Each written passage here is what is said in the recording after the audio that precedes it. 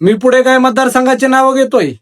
या ठिकाणच्या आमदारांनी 21 जानेवारीला धनगर समाज एसटी आरक्षण अंमलबजावणीला पाठिंबा नाही दिला तर दणादण पडून टाकायचे, बोकाडे उचलून घ्यायचे ना ते आपल्याला आमदार. यांचं काही येणं देणं आपल्याला. मी ज्या मतदारसंघाचं नाव घेईल त्या ठिकाणच्या धनगर समाज बांधवांनी आपल्याला फॉलो करायचंय. आपल्या मीडियाला हक्काची मीडिया बनवायची आणि हा व्हिडिओ त्या आमदारांपर्यंत पोहोचवायचा आहे. परांडा मतदारसंघ या ठिकाणी 83,000 धनगर समाज बांधवांचं मतदान आहे. त्या ठिकाणी तानाजी सावंत हे आमदार आहेत.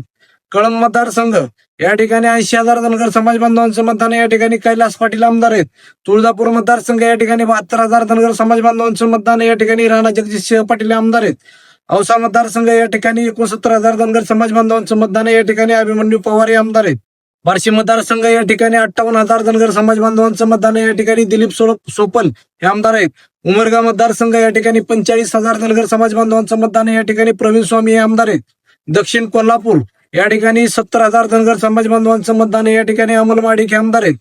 करवीर मतदारसंघ या ठिकाणी 68,000 धनगर समाज बांधवांचं मतदान आहे. या ठिकाणी चंद्रदीप नरके हे आमदार आहेत. चंदगड विधानसभा मतदारसंघ या ठिकाणी 67,000 धनगर समाज बांधवांचं मतदान आहे. या ठिकाणी शिवाजी पाटील हे आमदार आहेत. कागल मतदारसंघ या ठिकाणी 65,000 धनगर समाज बांधवांचं मतदान आहे. या ठिकाणी हसन मुश्रीफ हे आमदार आहेत. अजिबात विचार करायचा नाही यांचा.